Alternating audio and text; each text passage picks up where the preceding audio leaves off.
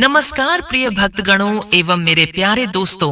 साल का पहला चंद्र ग्रहण 14 मार्च 2025 दिन शुक्रवार को समाप्त हो चुका है और अब इसके ठीक 14 दिन बाद साल का पहला भयंकर सूर्य ग्रहण लगने जा रहा है और साल 2025 का पहला सूर्य ग्रहण 29 मार्च को लगने जा रहा है।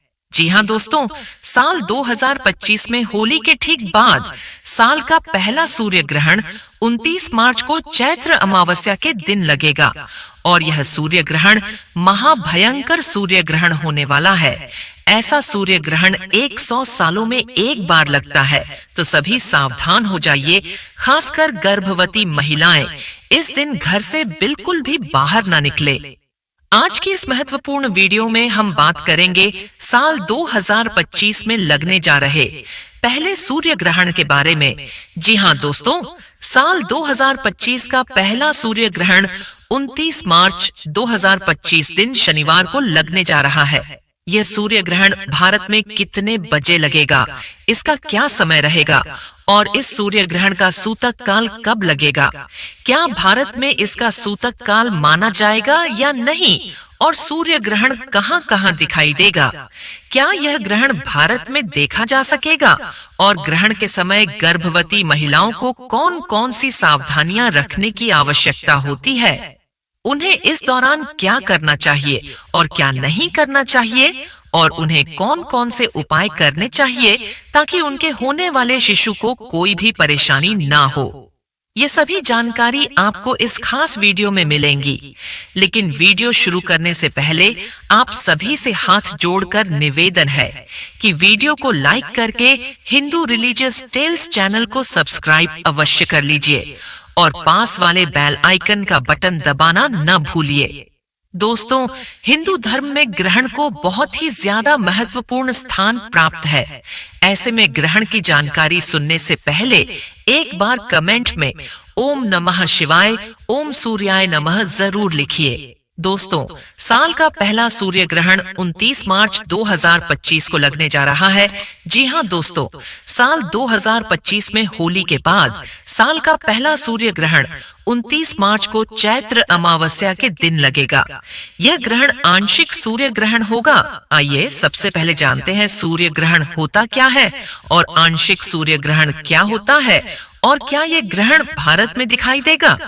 दोस्तों, ग्रहण तब लगता है जब चंद्रमा, पृथ्वी और सूर्य एक सीध में होते हैं और चंद्रमा पृथ्वी और सूर्य के बीच से गुजरता है, जिससे सूर्य की रोशनी पृथ्वी तक नहीं पहुंच पाती है।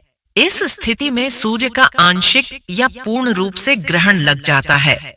यदि चंद्रमा पूरी तरह से सूर्य को ढक लेता है तो इसे पूर्ण सूर्य ग्रहण कहा जाता है, और अगर वह केवल सूर्य के कुछ हिस्से को ढकता है तो इसे आंशिक सूर्य ग्रहण कहते हैं। दोस्तों, साथ ही में यह ग्रहण इसलिए भी बहुत ही ज्यादा विशेष है क्योंकि यह 14 मार्च के चंद्र ग्रहण के ठीक 14 दिन बाद लगने जा रहा है और ऐसा माना जाता है यदि 15 दिनों के अंदर 2 ग्रहण लगे तो यह बहुत ही ज्यादा विशेष खगोलीय घटना होती है। ऐसे ग्रहण में हमें सावधानियों का खास तौर पर ध्यान देना चाहिए और पालन करना चाहिए। तो सर्वप्रथम इस वीडियो में जानते हैं कि सूर्य ग्रहण के समय हमें क्या नहीं करना चाहिए और क्या करना चाहिए, ये बेहद जरूरी है। और फिर उसके बाद जानेंगे ग्रहण कब से कब तक है, सूतक काल का समय, क्या यह ग्रहण भारत में मान्य होगा। हमारे वेद पुराण में बताया गया है सूर्य ग्रहण जितनी देर भी रहता है उतनी देर देवी शक्तियां का प्रभाव लगभग ना के बराबर हो जाता है और इस दौरान किया गया उपाय कभी भी खाली नहीं जाता है। इस दौरान कोई भी व्यक्ति कोई भी उपाय करेगा, उस व्यक्ति को उस उपाय का पलट करके लाभ जरूर मिलेगा और आपने देखा भी होगा। जैसे ही सूर्य ग्रहण का सूतक काल शुरू हो जाता है, जितने भी मंदिर होते हैं उनकी कपाटों को बंद कर दिया जाते हैं। मंदिर के दरवाजे होते हैं उनको बंद कर दिया जाता है, क्योंकि दोस्तों, सूर्य ग्रहण का समय एक ऐसा समय होता है जिस दौरान जो नकारात्मक शक्तियां होती हैं, इनका प्रभाव बहुत तेजी से बढ़ने लग जाता है। इसलिए पूरी दुनिया भर के जो तांत्रिक हैं, वो सूर्य ग्रहण वाले दिन का इंतजार बेसब्री से करते हैं, क्योंकि इस दौरान आप कोई भी उपाय करेंगे, उस उपाय का आपको पलट करके लाभ जरूर मिलेगा। तो अगली वीडियो में हम आपको उपाय भी बताएंगे। तो पहले जान लेते हैं कि सूर्य ग्रहण के समय क्या क्या सावधानियां रखनी चाहिए। दोस्तों, शास्त्रों के अनुसार ग्रहण के टाइम में कभी भी भोजन नहीं पकाना चाहिए और ना ही भोजन खाना चाहिए। इस दौरान पानी भी नहीं पीना चाहिए। हालांकि जो लोग बच्चे हैं, बुजुर्ग, बीमार है, ऐसे व्यक्तियों पर यह नियम लागू नहीं होता है। वह लोग भोजन कर सकते हैं और पानी भी पी सकते हैं। चंद्र और सूर्य ग्रहण के दौरान भगवान भी भोजन ग्रहण नहीं करते, पानी भी नहीं पीते, जल आदि कुछ भी पानी नहीं करते, क्योंकि इस समय भगवान को मनुष्य की चिंता होती है। दोस्तों, इसी कारण उन्हें बहुत पीड़ा होती है। मनुष्य को कोई कष्ट ना हो, तो इसीलिए भगवान ये ग्रहण अपने ऊपर लेते हैं, ताकि उनके बच्चों पर, मनुष्यों पर कोई भी कष्ट ना आए। और यदि प्रभु हमारे लिए इतना कष्ट लेते हैं, तो हमें भी ग्रहण के दौरान कुछ ऐसी सावधानियां हैं, कुछ ऐसे पालन है जो अवश्य करने चाहिए। दोस्तों, सूर्य ग्रहण को कभी भी खुली आंखों से नहीं देखना चाहिए। जो मनुष्य खुली आंखों से सूर्य ग्रहण को देखते हैं, तो वह अगले जन्म में सांप बन जाते हैं, चमगादड़ आदि बन जाते हैं। फिर उन्हें कभी भी सूर्य के दर्शन नहीं होते। सूर्य ग्रहण के दौरान ग्रहण से बहुत सारी नकारात्मक किरणें निकलती हैं। ये किरणें आपकी आंखों को नुकसान पहुंचा सकती हैं। ऐसे में ग्रहण को देखने के लिए हमेशा ही उचित उपकरणों का उपयोग करना चाहिए। दोस्तों, क्योंकि नंगी आंखों से ग्रहण को देखने पर जो उसमें से सूक्ष्म कीटाणु निकलते हैं, वो हमारी आंखों में आ जाते हैं, और शास्त्रों के अनुसार नंगी आंखों से ग्रहण देखने पर दोष लगता है। वैज्ञानिक कहते हैं आंखों पर असर पड़ता है, और शास्त्र कहते हैं नंगी आंखों से चंद्र ग्रहण को देखने पर भयंकर दोष तथा जीवन पर ग्रहण लगता है। इसलिए ग्रहण को ना ही देखा जाए तो ज्यादा बेहतर होगा। दोस्तों, शास्त्रों में कहा गया है कि ग्रहण के दौरान भगवान की किसी भी चीज और मूर्ति आदि को हाथ नहीं लगाया जाता है। हमने आपको बताया था इस समय देवी देवता पीड़ा में होते हैं, इसीलिए भगवान की प्रतिमा को हाथ नहीं लगाया जाता। दोस्तों, ऐसे में तुलसी के पौधे को भी छूना मना होता है। कहते हैं कि सूतक से पहले ही तुलसी के पत्ते तोड़ लें। सूतक से ग्रहण समाप्त होने तक तुलसी के पौधे को हाथ भी न लगाएं। ग्रहण के दौरान खाने पीने की चीजों में तुलसी का पत्ता रख देने से उस पर ग्रहण का प्रभाव नहीं पड़ता। भगवान श्री हरि बताते हैं, जो मनुष्य ग्रहण काल के दौरान यदि तुलसी के पत्र का उपयोग करेगा, उसके जीवन में कभी ग्रहण नहीं लगेगा। ऐसा भोजन कभी खराब नहीं होता। तुलसी डालने पर आप भोजन अगले दिन भी खा सकते हैं। दोस्तों, यदि आप भोजन में तुलसी पत्र नहीं डालना चाहते, तो आप एक काम करना, आप अपने रेफ्रिजरेटर में तथा फ्रिज में तुलसी के 11 पत्ते रख देना। अलग अलग ट्रॉली में अलग अलग पत्ता रख दें। इससे जो फल फ्रूट आपके फ्रिज में, रेफ्रिजरेटर में रखे होंगे, वह कभी खराब नहीं होंगे और उन्हें खाने पर दोष भी नहीं लगेगा। जो फ्रिज में पानी होगा, वह भी ग्रहण के कारण खराब नहीं होगा, और ऐसा हम भी करते हैं। जब ग्रहण पड़ता है तो हम अपने फ्रिज में तुलसी पत्र अवश्य रखते हैं, और उस भोजन को तथा जल को हम पी लेते हैं, खा लेते हैं। ऐसा आप भी अवश्य करिए। दोस्तों, ग्रहण का सूतक शुरू होने से पहले लोगों को खाने पीने की चीजों में, खासकर अचार, मुरब्बा, दूध, दही और अन्य खाद्य पदार्थों में तुलसी का पत्ता रख देना चाहिए। ऐसा करने से खाने की चीजों पर ग्रहण का प्रभाव नहीं पड़ता। ग्रहण समाप्त होने के बाद तुलसी की पत्तियों को भोजन से निकालकर ही भोजन ग्रहण करना चाहिए। ग्रहण काल के समय गर्भवती महिलाओं को अपने पेट पर गेरू लगा लेना चाहिए।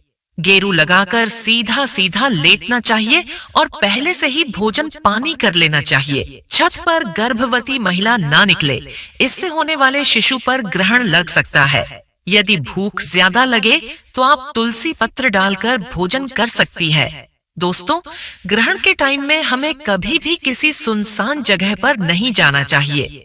समझा जाता है कि ग्रहण के टाइम में ऐसी जगहों पर नकारात्मक शक्तियां जैसे कि भूत, प्रेत, चुड़ैल एवं काली शक्तियां का वास होता है। दोस्तों, ग्रहण के टाइम हमें किसी तिराहे या चौराहे पर पड़ी अनजान वस्तु को अपने घर में नहीं लाना चाहिए।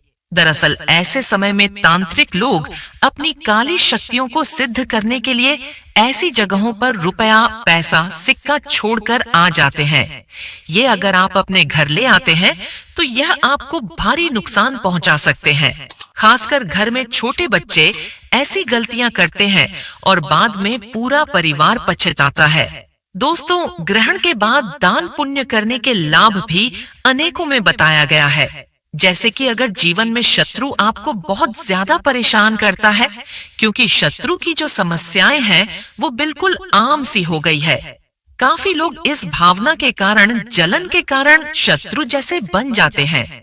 अपने खुद के ही अपने बिल्कुल शत्रु जैसा स्वभाव करने लग जाते हैं।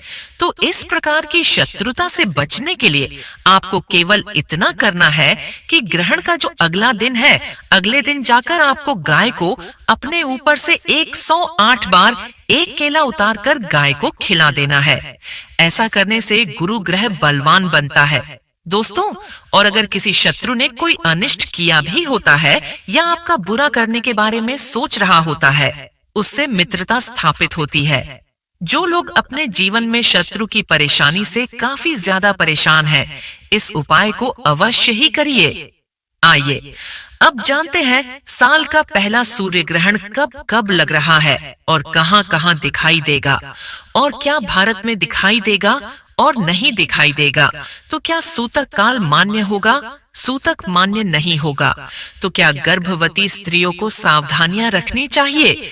लेकिन अभी तक आपने वीडियो को लाइक नहीं किया है तो वीडियो को लाइक करके हिंदू रिलीजियस टेल्स चैनल को सब्सक्राइब अवश्य कर दीजिए, और हाँ, पास वाले बेल आइकन का बटन अवश्य ही दबा दीजिए। दोस्तों, आप सबकी जानकारी के लिए बता दूं कि 29 मार्च 2025 को लगने वाला सूर्य ग्रहण मीन राशि और उत्तर भाद्रपद नक्षत्र में घटित होगा। इस दौरान सूर्य, राहु, शुक्र, बुध और चंद्रमा सभी मीन राशि में स्थित होंगे, जो इस ग्रहण के प्रभाव को और भी अधिक महत्वपूर्ण बना रहे हैं। तो आपको परेशान नहीं होना है। मीन राशि वाले लोगों को क्या करना चाहिए? हनुमान चालीसा का पाठ करना चाहिए, बजरंग बाण का पाठ करना चाहिए। जितना ज्यादा हो सके हनुमान जी महाराज का ध्यान करें। ग्रहण के ऊपर में किसी भी प्रकार का कोई प्रभाव नहीं पड़ेगा, कोई भी आपका बाल बांका नहीं कर पाएगा।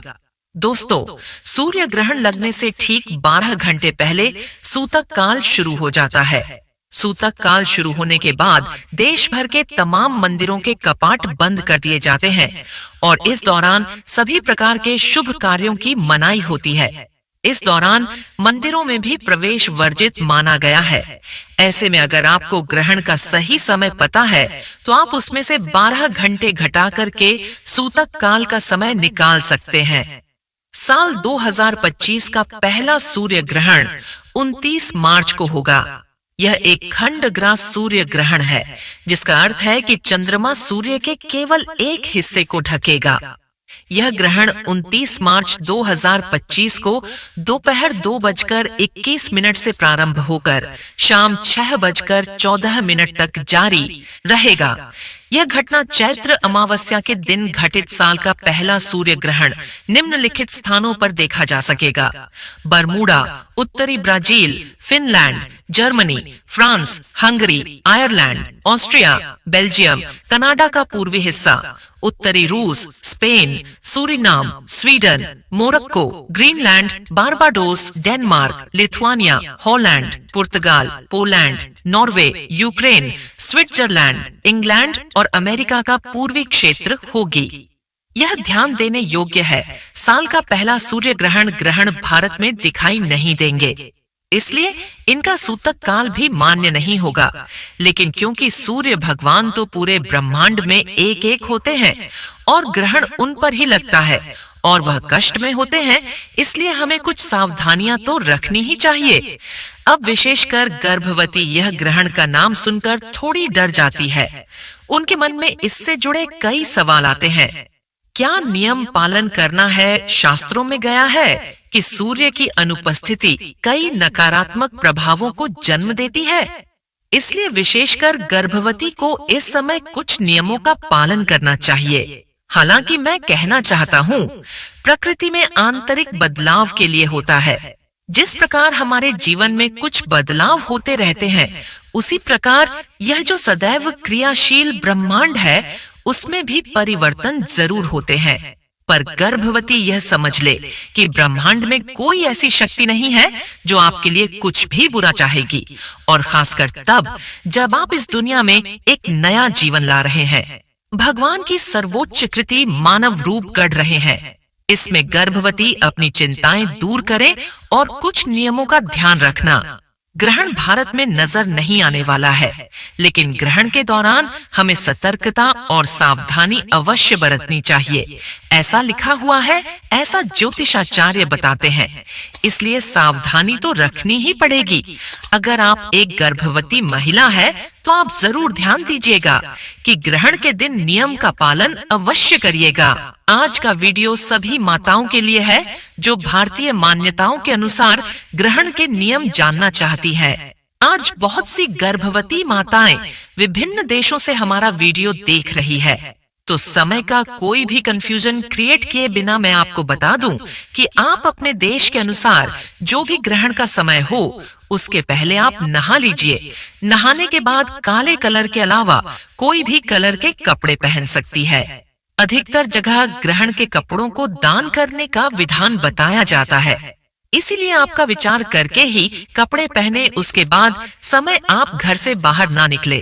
कमरे के पर्दे अच्छे से लगा ले ताकि चंद्रमा की रोशनी आपकी कमरे के अंदर प्रवेश ना कर पाए।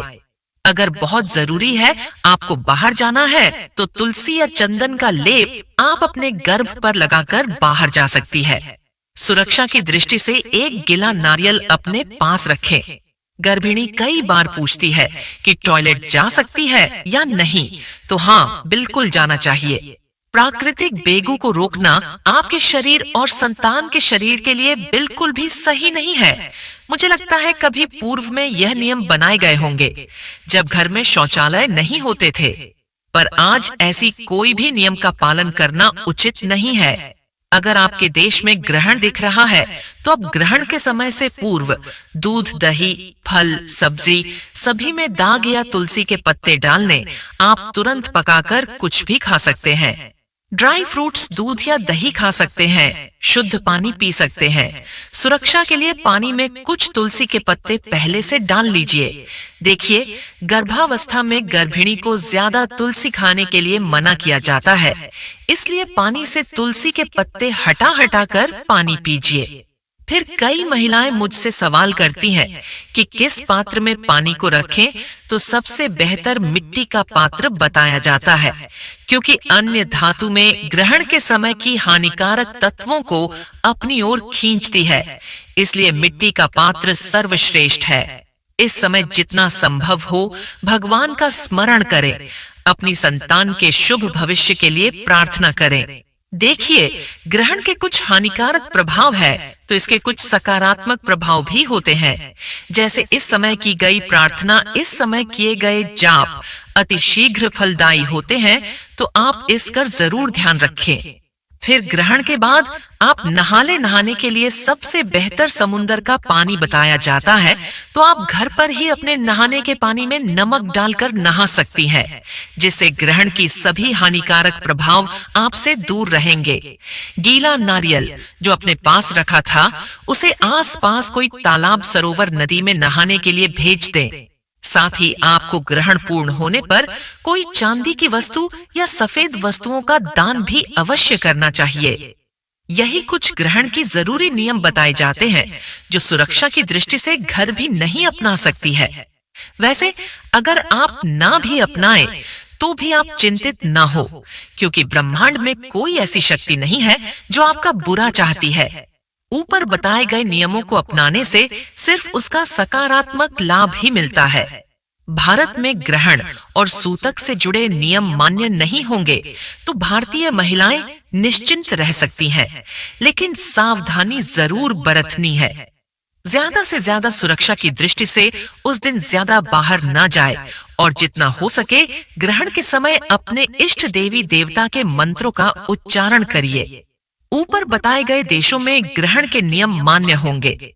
जानकारी पसंद आई हो तो वीडियो को लाइक करके जन जन तक शेयर अवश्य करिए, जिससे सभी लोग लाभान्वित हो सकें। नमस्कार। जय श्री राम। हर हर महादेव।